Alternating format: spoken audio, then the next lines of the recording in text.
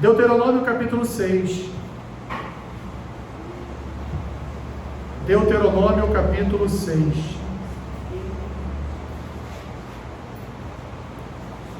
Vamos fazer a leitura do versículo 4 ao versículo 9. Deuteronômio capítulo 6.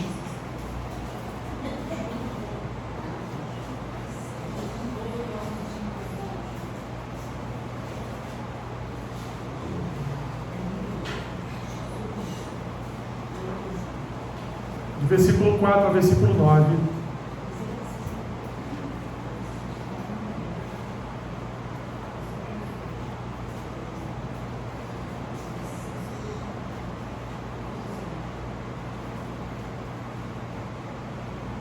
Amém? Amém. Diz assim então as Escrituras: Ouve, Israel, o Senhor nosso Deus é o único Senhor. Amarás, pois, o Senhor teu Deus de todo o teu coração, de toda a tua alma e de toda a tua força. Estas palavras que hoje te ordeno estarão no teu coração.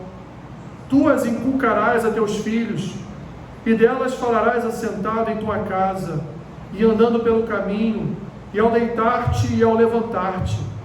Também as atarás como sinal na tua mão, e te serão por frontal entre os olhos, e as escreverás nos umbrais da tua casa e nas tuas portas. Obrigado, Senhor, pela porção da tua palavra nesta manhã.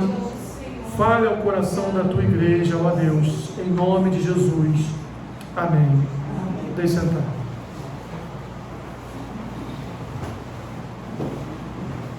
Quem aqui gosta de uma boa história?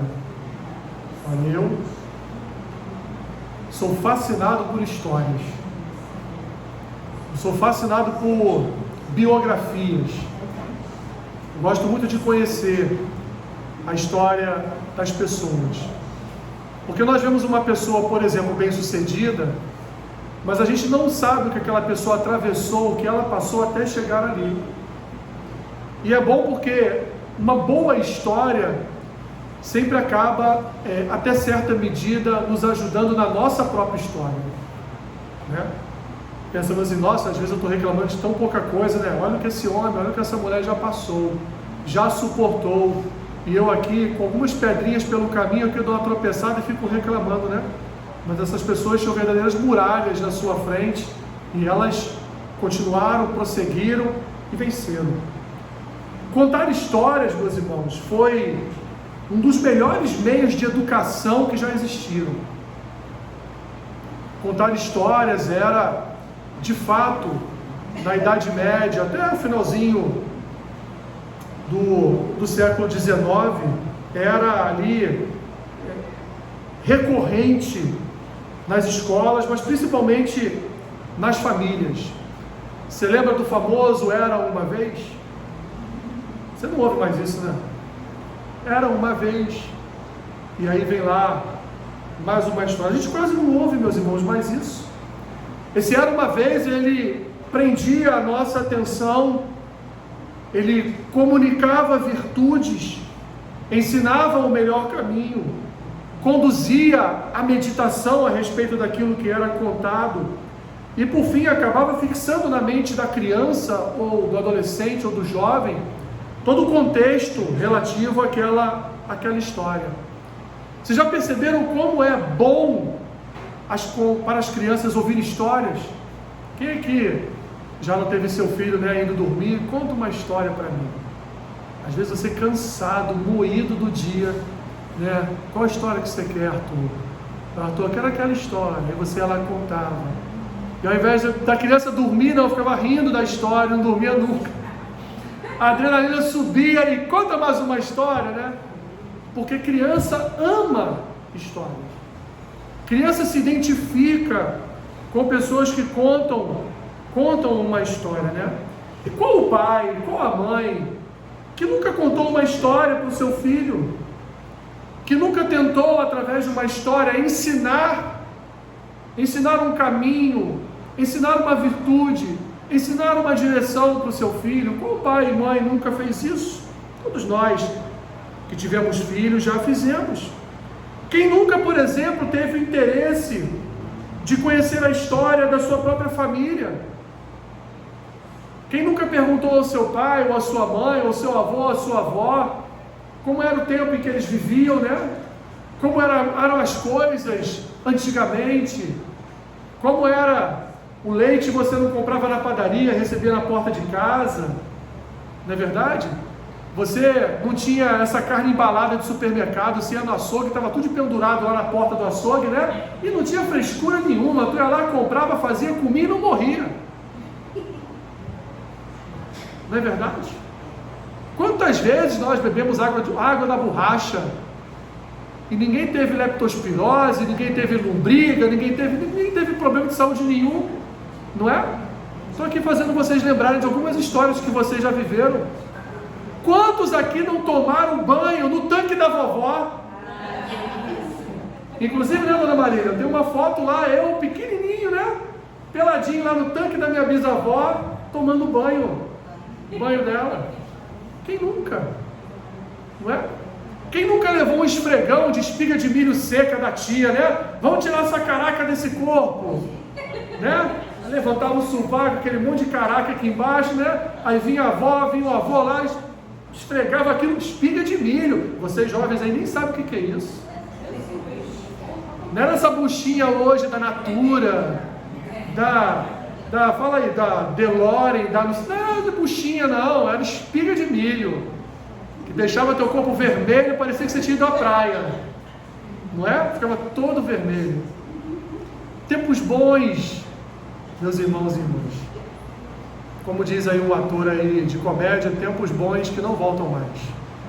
Não é verdade? Por isso nós precisamos ouvir histórias.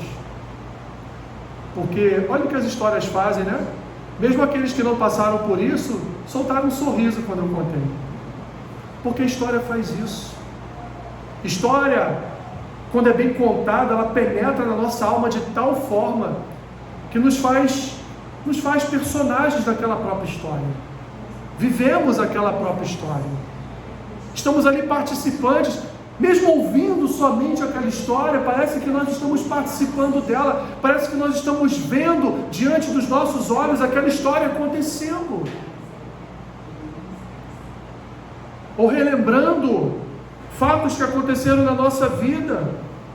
Por que a maioria das pessoas gostam de ver filmes que relatam história real? Porque é a realidade do nosso dia a dia, é o que nós vivemos, e muitas vezes extraímos dali exemplos para a nossa vida, para a nossa família, para colegas do trabalho.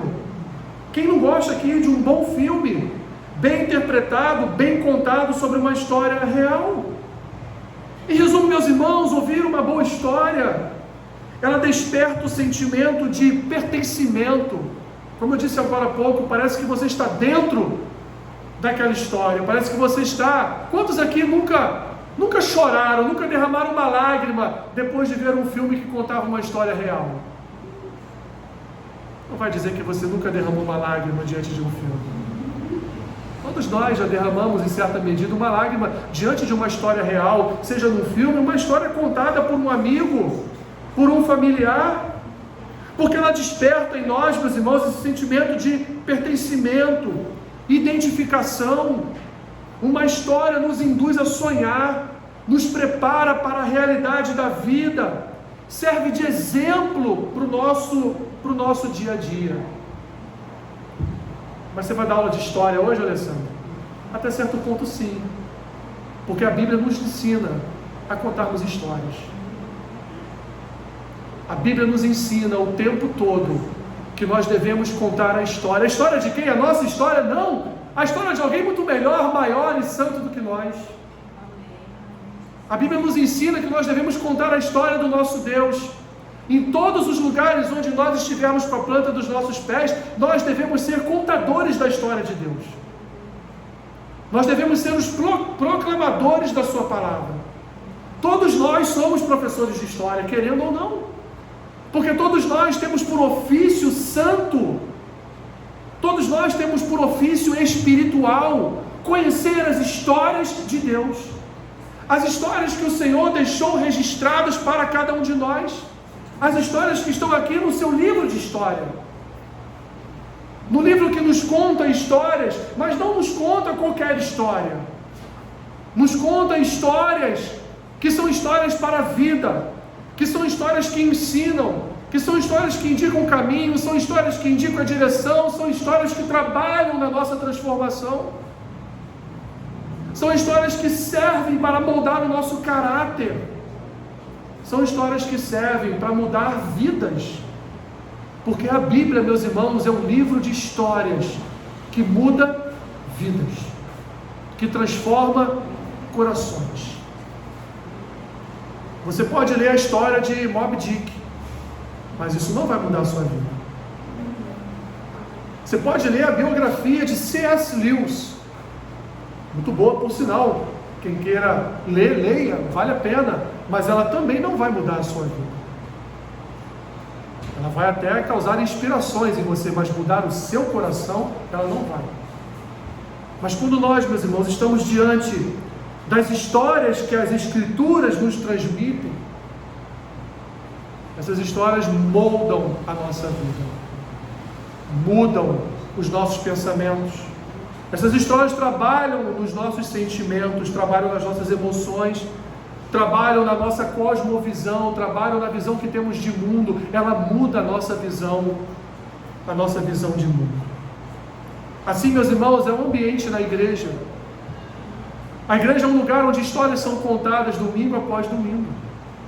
Histórias a respeito de homens e mulheres que doaram suas próprias vidas em prol da palavra de Deus.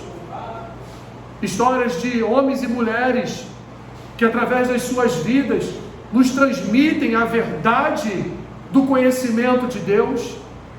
Histórias de homens e mulheres que são exemplos para nós, dia a dia, daquilo que podemos, até onde podemos fazer e daquilo que nós não podemos fazer. Histórias, portanto, que, repito, moldam o nosso caráter, transformam o nosso coração e nos conduz à realidade e à verdade de uma vida santa, de uma vida cristã. Domingo após domingo, a igreja tem por ofício contar essas histórias, evidentemente movido pelo Espírito Santo, movido pela unção do Espírito Santo, contando essas histórias de modo que essas histórias penetrem o coração daqueles ouvintes e não só fique ali como uma história que foi contada e quando sair da igreja é esquecida, não, mas como uma história que converte, que regenera, que transforma, que fala ao coração daquele ouvinte.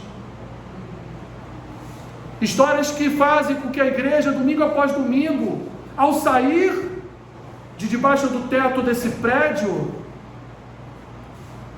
caminhe até as suas casas pensando, refletindo e dizendo: Senhor, eu preciso mudar. Senhor, essa história que foi contada hoje, essa pregação de hoje, que não passa de uma história replicada, não passa de um evangelho proclamado, é uma história que precisa moldar o meu coração, precisa mudar os meus pensamentos. Eu não posso ter as atitudes que Davi teve em determinados momentos. Eu não posso ter as atitudes que Sansão adotou na sua vida em determinados momentos.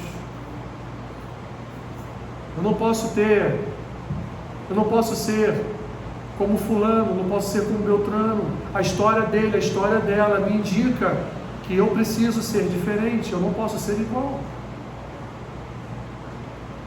Assim, meus irmãos, como histórias são contadas no ambiente da igreja para ensinar, para moldar, para abençoar, para transformar, as histórias também devem ser contadas na nossa casa.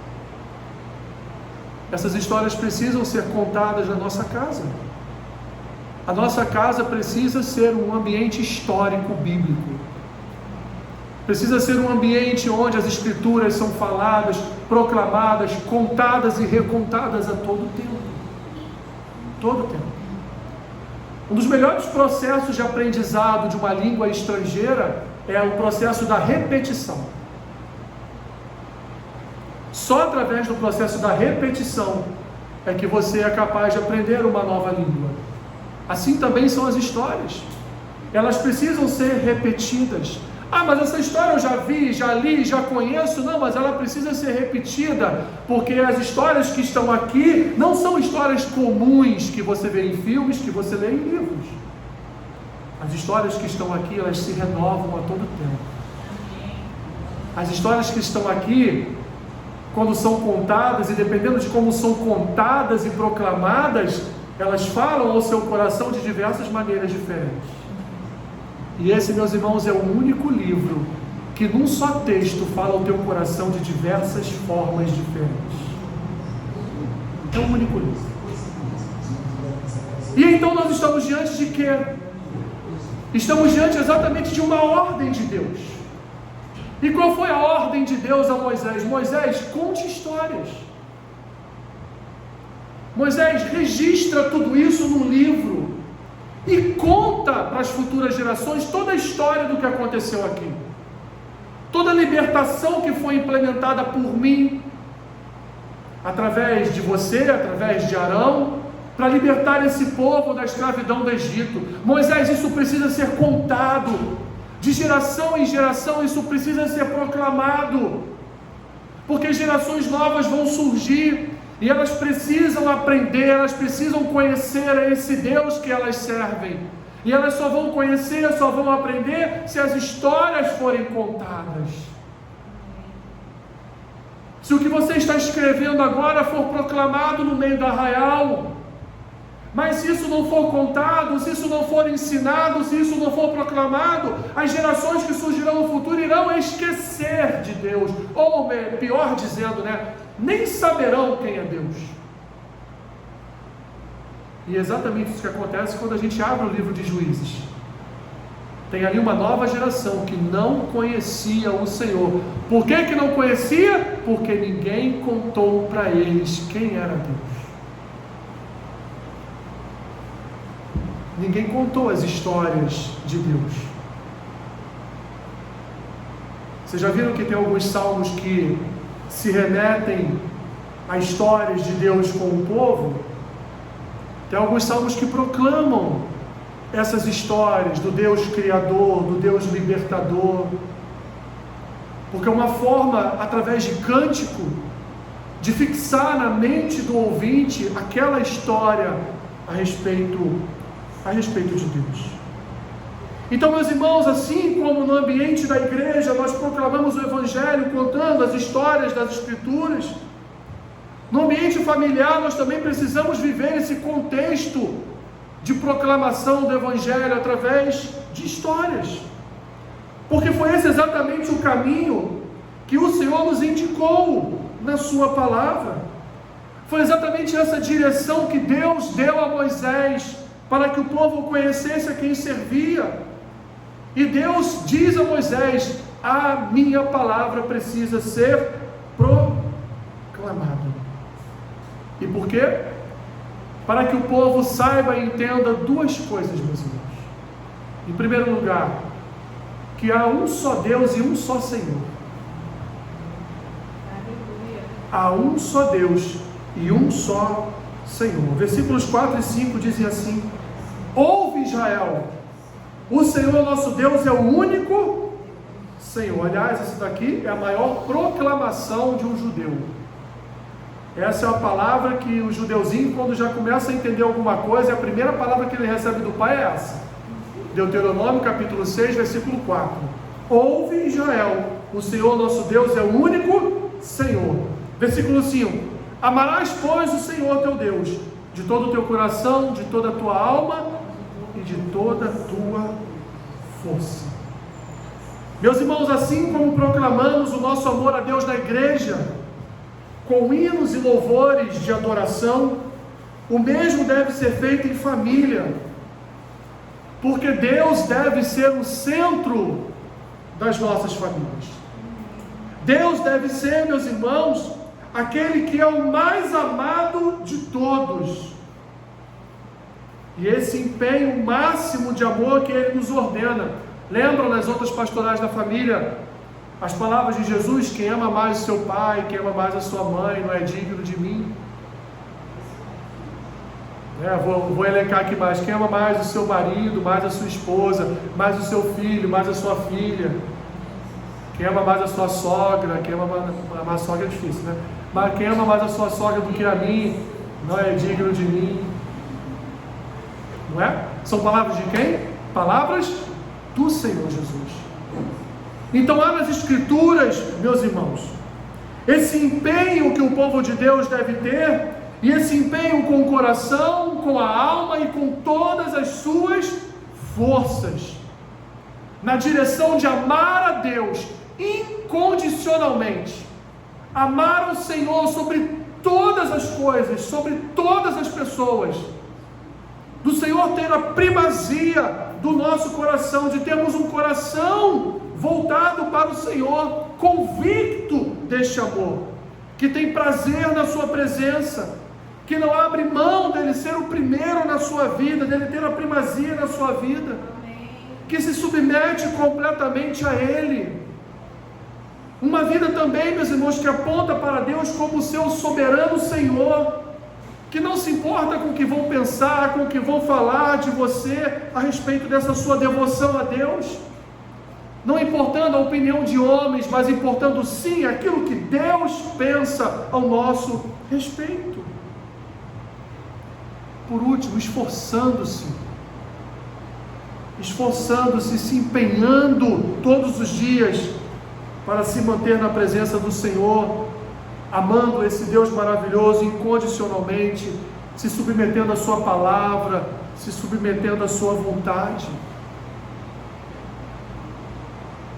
Quando Deus estabelece com Moisés esses princípios que estão aqui em Deuteronômio 6, de 4 a 9, Deus está dizendo para Moisés: olha, cada família tem a responsabilidade de contar as minhas histórias. Cada família tem a responsabilidade de colocar o meu nome no centro da sua casa. Cada família, nesse tempo aqui, representada pelos príncipes das tribos, tinha a responsabilidade de falar de Deus, de contar as maravilhas que Deus já havia feito para Israel, para que as gerações futuras não viessem a esquecer quem era o Senhor. Em segundo lugar, meus irmãos, já aprendemos que é um só Senhor, um só Deus.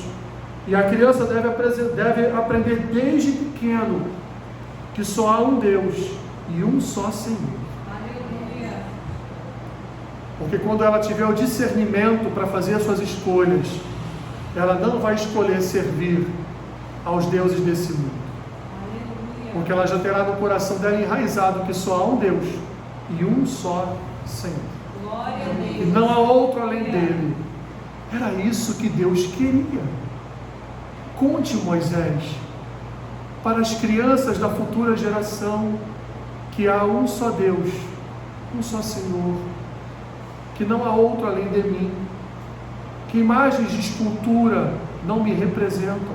Eu não preciso ser representado por imagens de escultura, porque eu sou o que sou. Eu não preciso ser representado pelos instrumentos da minha criação. Eu não sou uma árvore, eu não sou o sol, eu não sou a lua, eu não sou uma estrela, eu sou o que sou. Aleluia. E habito no povo que chamo meu povo, e não o povo de um outro Deus, mas meu povo. Era isso que Deus queria. Conte essas histórias para as gerações. Ensine, instrua, fale. E é o que nós vamos ver agora, meus irmãos. Segundo ponto, Deus queria que esse povo aprendesse dele para ensinar a outros, pois a palavra é o centro da família, como é o centro da igreja.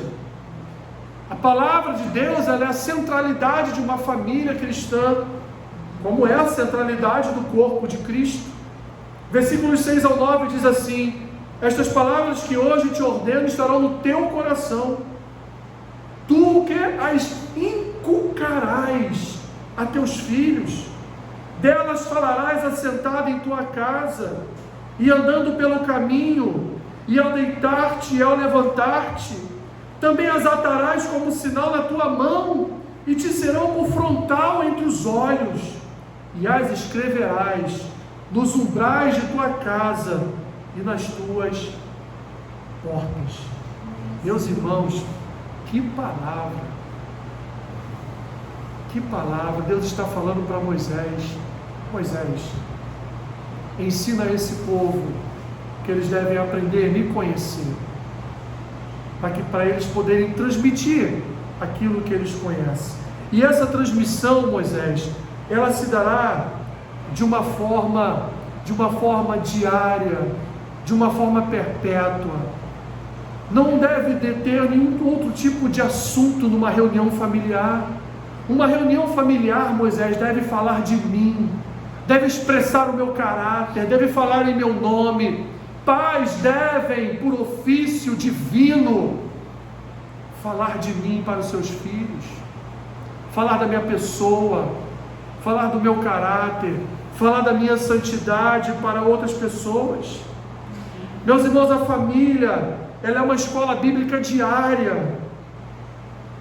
Percebam que aqui 4 verbos: inculcarás, falarás, atarás e escreverás. São verbos que expressam que ordens, são verbos que expressam aqui a indicação de uma ordem, de que um pai de família, uma mãe, deve todo o tempo cumprir esta ordem, cumprir estas ações, falar em nome de Deus para a sua casa, falar em nome de Deus para os seus filhos, inculcar na sua mente, cravar no seu coração a palavra de Deus. Não há nenhum outro assunto numa família que deva ocupar a primazia é a palavra, a primazia é o assunto primeiro, é Deus, depois os demais, depois todos os outros. Versículo 7, meus irmãos, é a expressão da vontade de Deus para as famílias. Tu inculcarás o que nos teus filhos? A palavra. Falarás da palavra sentado em tua casa, andando pelo caminho, deitando-se e levantando-se. Isso não é um contexto só para Israel, meus irmãos, dos tempos bíblicos. Isso não é um contexto só para aquele povo. Isso é um ensino geral das Escrituras. Isso é um princípio geral da palavra de Deus, que serve para a igreja, que serve para nós, que nos orienta, que nos ensina a não guardarmos o que conhecemos para nós. Nós devemos ser instrumentos nas mãos de Deus para abastecer outras pessoas com a palavra. Amém. De repente você tem alguém dentro da sua casa que não gosta muito de ler, ou que tem dificuldade de leitura, ou que lê e não entende muito bem o que está lendo. Mas tu, varão e varoa, tu és o instrumento de Deus para essa vida. Você é a ferramenta de Deus para interpretar a Escritura para esta pessoa que não entende, ou que não consegue ler. Você é um instrumento. Mas para você ser um instrumento, a ferramenta, você precisa conhecer.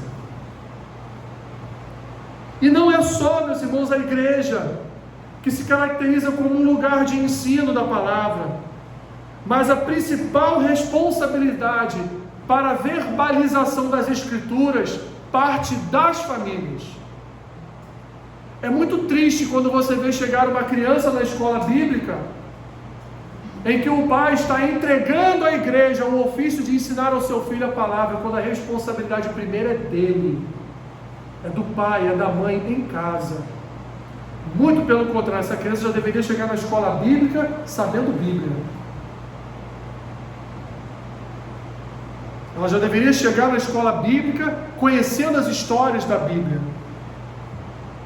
Ela já deveria chegar na escola bíblica quando a professora abre aí, né, no primeiro livro de Samuel, e a tia vai contar a história de Samuel.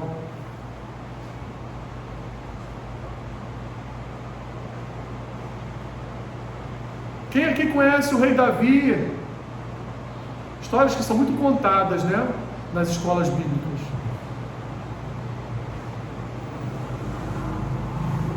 As crianças já deveriam chegar na igreja já sabendo, evidentemente não toda a escritura, mas aquilo que é o básico para uma criança saber a respeito de Bíblia. É no ambiente familiar, meus irmãos, que nós aprendemos a andar com Deus. É no ambiente familiar que nós aprendemos a expressar o caráter de Deus. Nós não podemos jamais lançar sobre a igreja o desafio de educar uma família na fé. A igreja ela é um auxílio, ela é um ponto de auxílio no ensino. A igreja tem a responsabilidade de ensinar, mas ela ensina domingo, e você fica fora da igreja de segunda a sábado. Quem vai ensinar você de segunda a sábado? A quem você vai ensinar de segunda a sábado? Como vai funcionar a vida de quem aprende ou de quem ensina de segunda a sábado? Se nós só estaremos de volta na igreja no domingo.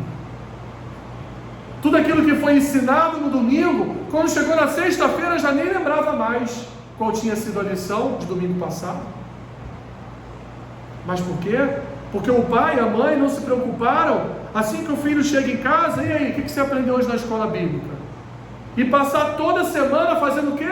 Marretando na cabeça, marretando no bom sentido, né? Na cabeça da criança, inculcando na cabeça da criança aquela história,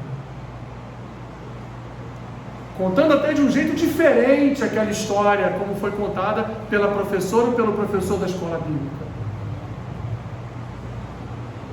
Para alguns até fazendo até teatro dentro de casa,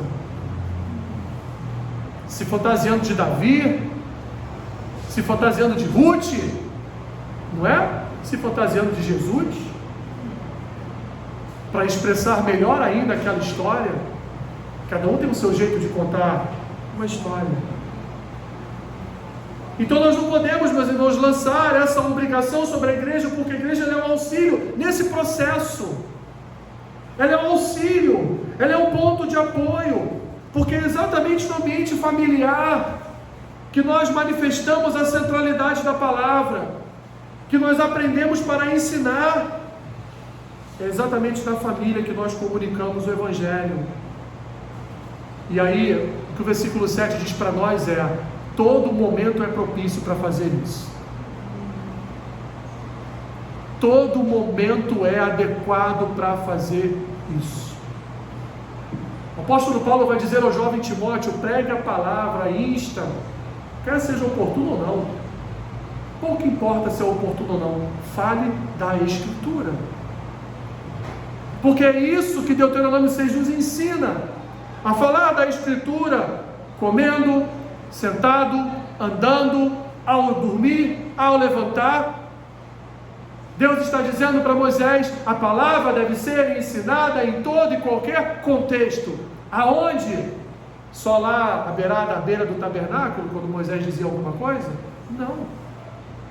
Dentro das famílias, dentro das casas. Então todo momento é propício para isso, meus irmãos. O texto é claro em nos revelar nossas conversas familiares. Elas devem girar principalmente em torno de Deus. Sentado, andando, deitando, levantando. São ordens para que nós venhamos a avançar no ensino. São ordens para que nós venhamos a permanecer em prontidão, em atenção o tempo todo. O tempo todo. Sempre tentando extrair do nosso dia a dia algo que as Escrituras falam. Isso aí que aconteceu com você hoje, cara, isso aí já aconteceu também com um personagem bíblico. Vamos ver quem é? Oportunidades que surgem para a gente falar a respeito das Escrituras, para aqueles que moram conosco, aqueles que estão conosco, familiares nossos, que não conhecem a palavra, não são convertidos. E que nós, que conhecemos as Escrituras, podemos extrair de uma história que aquela pessoa nos contou, uma outra história que está nas Escrituras, e podemos ali comunicar aquilo, comunicar o Evangelho. Meus irmãos, nós não temos descanso. Os contadores de histórias bíblicas não têm descanso.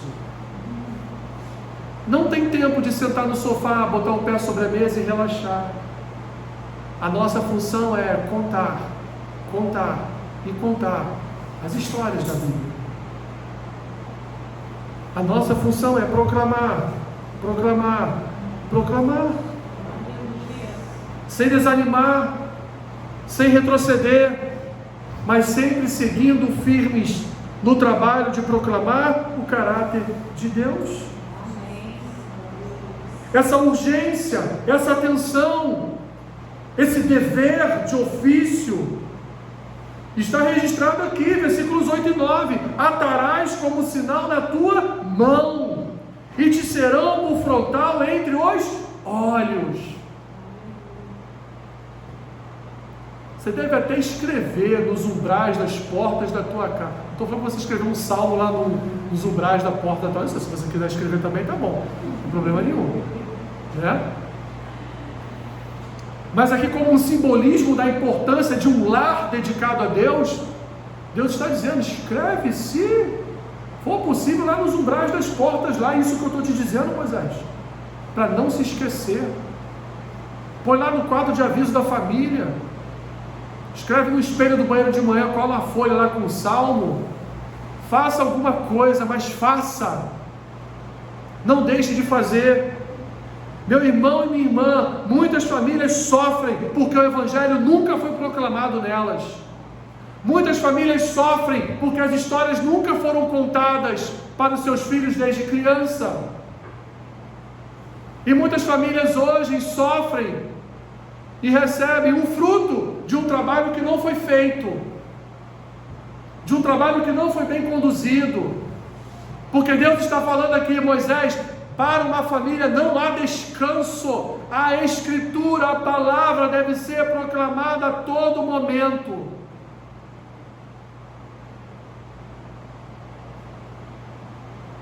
Não tem viagem de carnaval que interrompa uma leitura bíblica, a proclamação da palavra.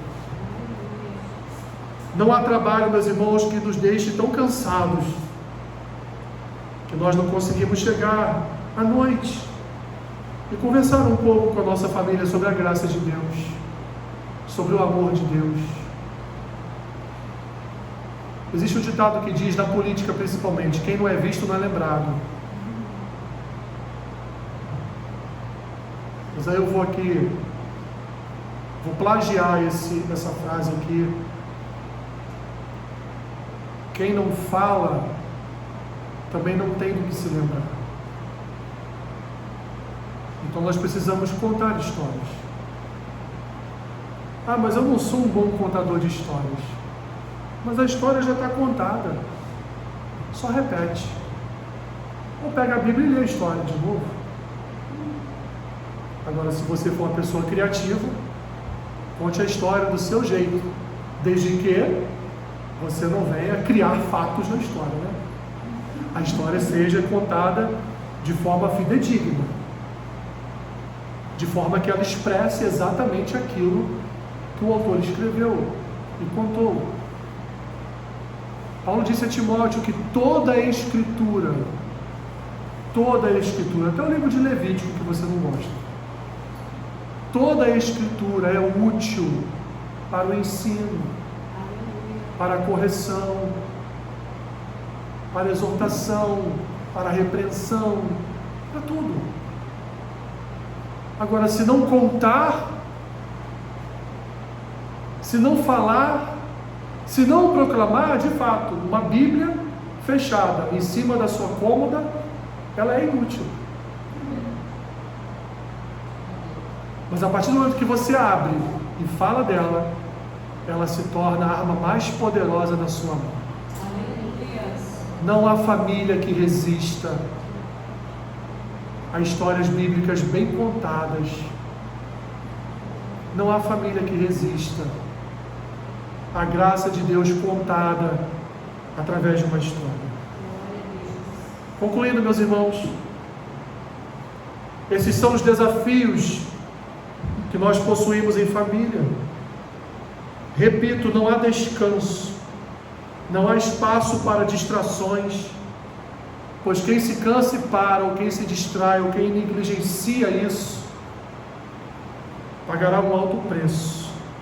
Certamente pagará um alto preço. Deus expressou a sua vontade para as famílias, e o próprio Senhor Jesus, meus irmãos, nos conduziu para esses propósitos, quando Ele fala de amar mais a Deus do que a todas as outras pessoas, quando Ele fala em Mateus capítulo 6, a partir do versículo 28, que nós devemos buscar em primeiro lugar o reino de Deus e a sua justiça, e depois todas as demais coisas serão acrescentadas. São expressões que o próprio Senhor Jesus se usa para dizer: olha, não pare de falar ao meu respeito, não pare de falar ao meu respeito, não pare de contar as histórias que eu já te contei através da minha palavra. Repita-as, replique-as, conte insistentemente, inculque no coração do ouvinte. Ata a Bíblia na sua mão, colhe o texto sagrado na sua testa, como os judeus fazem, né? Literalmente colhe na sua testa, ou seja, aprenda a palavra, prossiga em aprender a palavra, prossiga em compreender esse Deus maravilhoso que nós temos em nossas vidas, e conte alegremente essas histórias do nosso Deus para outras pessoas. Você verá resultados que você nunca esperava ver na sua vida. Sabe por quê? Porque isso aqui, além de ser um princípio bíblico, também é uma promessa bíblica. E se você contar, se você proclamar, dificilmente os que ouvem irão se desviar no futuro. É fácil? Não é. Exige disciplina, exige paciência, exige trabalho, exige exatamente aquilo que o texto expressa em primeiro lugar: entregar todo o teu coração a Deus, toda a tua alma, e conhecer o Senhor com todas as tuas forças. Isso é trabalho. Essa é a instrução de Deus para nós hoje, meus irmãos. Oh Pai, como falhamos com as nossas famílias. Muitas vezes parece que os nossos esforços são vãos. Mas talvez, Senhor, porque nos falta maior empenho, maior dedicação em conhecer-te, em prosseguir em conhecer-te. Ajuda-nos, ó Deus, a termos um coração liberado para que a Tua palavra tenha primazia nele. Ajuda-nos a termos um coração que esteja, Senhor, alinhado àquilo que a Tua palavra proclama. Ajuda-nos, ó Deus, a nos empenharmos mais e mais a cada dia para conhecer e ensinar, para levar aprendizado a outras pessoas. Ajuda-nos, ó Senhor, a contarmos as Tuas histórias, não de uma forma, Senhor, de um modo como contaríamos qualquer outra história, mas com o poder, com a unção do Teu Espírito Santo. Ajuda-nos, Senhor. Ajuda-nos a proclamarmos o Teu Evangelho em qualquer lugar onde nós estejamos, que a Tua palavra esteja em nossos lábios, que a Tua palavra esteja no nosso coração, e que nós tenhamos intrepidez para proclamar o Teu Evangelho e a Tua verdade, mas principalmente em nossas casas, Senhor, principalmente aos nossos familiares, que possamos ter o discernimento de proclamar a Tua verdade, para que haja conversão, para que haja transformação, para que haja regeneração, para que escamas caiam dos olhos, para que todo espírito maligno, Pai, seja repreendido. Em nome de Jesus. Em nome de Jesus. Amém. Amém.